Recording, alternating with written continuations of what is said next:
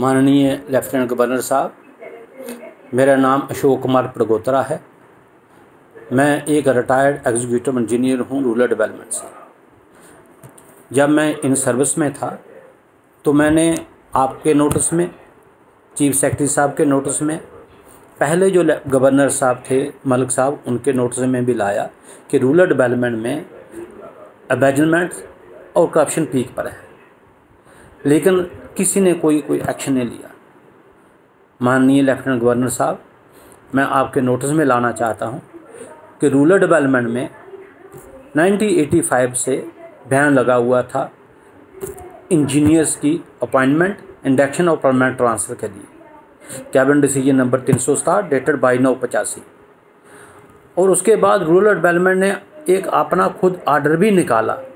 In preview of cabinet decision number 367 dated by 9/85, government order number 150-RD of 2003 dated 25/6/2003 निकाला। उसमें ये clear लिखा कि रूरल डेवलपमेंट में ना तो कोई इंडक्ट हो सकता है, ना कोई परमानेंट ट्रांसफ़र होकर जहाँ कोई इंजीनियर आ सकता है। जो 1985 से पहले के जो जहाँ इंजीनियर्स थे उनकी सीनियरिटी इंटैक्ट करेंगे, और जो ही वो रिटायर हो जाएंगे तो ये इंजीनियरिंग विंग जो है रूरल डेवलपमेंट से एक्सक्लूड हो जाएगा। और 100% जो पोस्टें हैं JEE, AEE, एक्शन SE की, वो डेपुटेशन पे फिलअप की जाएंगी। लेकिन माननीय लेफ्टिनेंट गवर्नर साहब, जहाँ पर इसको टूल बनाया गया एम्बेजमेंट का, करप्शन का, JEE की पोस्ट 1300-2550 प्री रिवाइज सैंक्शन नहीं थी रूरल डेवलपमेंट में, रजिस्ट्री नहीं करती थी। उसके बावजूद 1985 के बाद, बैन के बाद, डायरेक्ट JEE अपॉइंट किए गए, बिना एडवर्टाइज किए पोस्ट डायरेक्ट अपॉइंट किए गए। और उसके बाद PWD से जो JEE जहाँ डेपुटेशन पाए थे, बिना इंडक्शन किए उनकी यहाँ सीनियरिटी डाल दी गई। सीनियरिटी लिस्ट में उनका नाम डाल दिया गया, डिप्लोमा और डिग्री होल्डर की सीनियरिटी में। उसके बाद बिना NOC PWD के, बिना इंडक्शन के उनको PSC से उनको रेगुलराइज किया गया एज ए AE, और उनको AE, AW और एग्जीक्यूटिव इंजीनियर प्रमोट किया गया। माननीय लेफ्टिनेंट गवर्नर साहब, रूरल डेवलपमेंट ये 34 बंदे हैं, उनकी सर्विस यूटिलाइज कर रहा है मल्टी 100 करोड़ एम्बेजमेंट्स करने के लिए हर साल। सेंट्रल गवर्नमेंट लिबरल फंडिंग करती है, पैसे की कोई कमी नहीं है। अगर ये पैसा जो है ग्राउंड पर लगता तो ये रूल जम्मू कश्मीर सोने की चिड़िया बन जाती। लेकिन ये जो करप्ट लोग हैं, इन्होंने ग्राउंड पर लगे कोई पैसा लगने नहीं दिया, और सारा पैसा इन्होंने अपनी जेबों में डाला। माननीय लेफ्टिनेंट गवर्नर साहब, मैं एक उदाहरण देना चाहता हूँ। इन 34 बंदों में से एक बंदे का, उसका नाम है बशीर अहमद शेख। बशीर अहमद शेख PWD में 30 अप्रैल 1992 में as a diploma holder appoint हुआ, और उसी डेट से वो 96 तक, जब तक वो PWD में था, तो वो एब्सेंट फ्रॉम ड्यूटी रहा। उसने खुद लिखकर दिया कि मैंने कोई काम नहीं किया, ना कोई बिल बनाया, ना कोई काम सुपरवाइज किया, लेकिन उसको रेगुलर हर महीने सैलरी मिलती रही, हर साल उसको इंक्रीमेंटें दी गई। उसके बाद रूरल डेवलपमेंट में उसने डेपुटेशन पर, जहाँ 96 में वो जहाँ आया, तो बिना NOC के रूरल डेवलपमेंट ने उसकी सीनियरिटी डिग्री होल्डर में डाल दी। उसके बाद उसको PSC से भी रेगुलराइज करवाया गया एज ए AE 2013 में।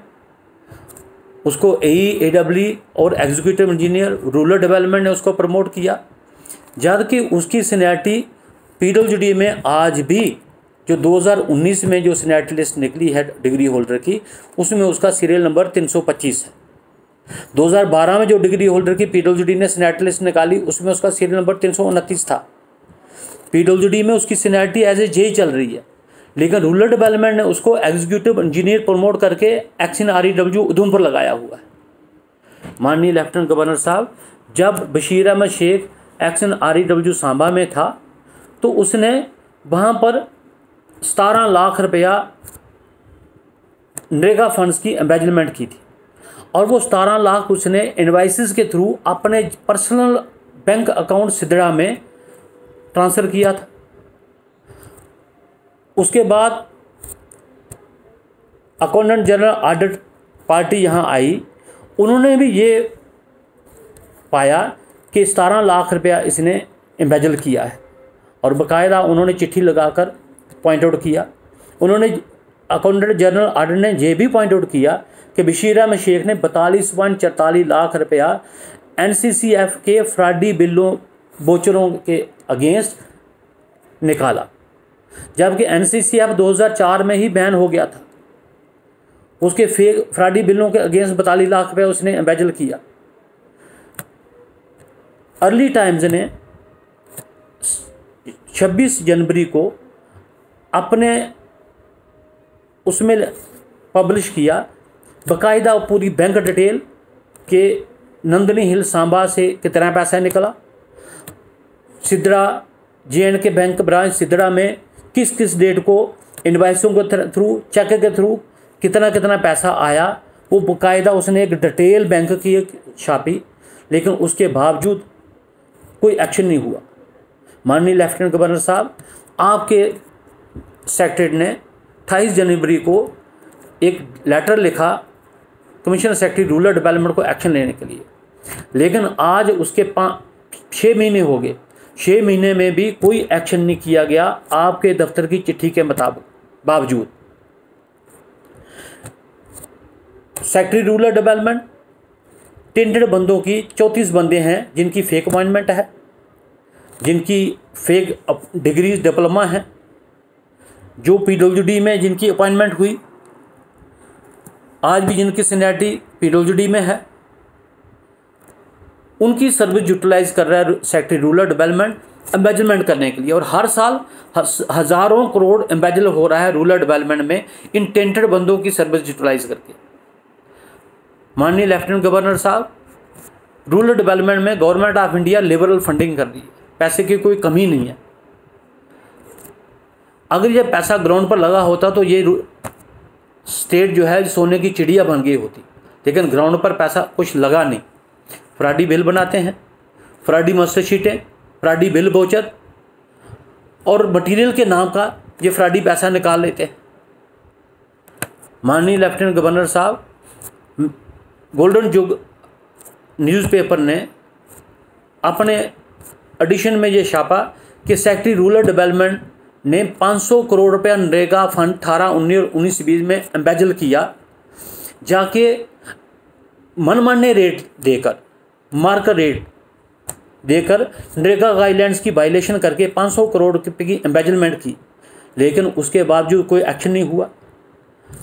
माननीय लेफ्टिनेंट गवर्नर साहब, सेक्रेटरी रूरल डेवलपमेंट और BDO अच्छाबल अनंतनाग ने मिलकर 6 करोड़ रुपया 18-19 में नरेगा का एम्बेजल किया। 342 कामों के अगेंस्ट सैंक्शन अमाउंट 322 लाख था, जबकि अमाउंट विड्रॉन था वो 923 लाख रुपया। हर काम के अगेंस्ट 3 गुना ज़्यादा पैसा निकाला गया। क्या माननीय लेफ्टिनेंट गवर्नर साहब ये कोई परमिशन दे सकता है? ये टैक्स पेयर का पैसा है। क्या ऐसी लूट खसूट ये जायज़ है? क्या जिनकी फेक अपॉइंटमेंट है, जिनकी फेक इंडक्शन है, क्या उनको उनकी सर्विस यूटिलाइज करने दी जाएगी रूरल डेवलपमेंट में? मैं आपसे ये रिक्वेस्ट करता हूँ, काइंडली इंक्वायरी करवाएं, ये केस CBI को रेफ़र करें।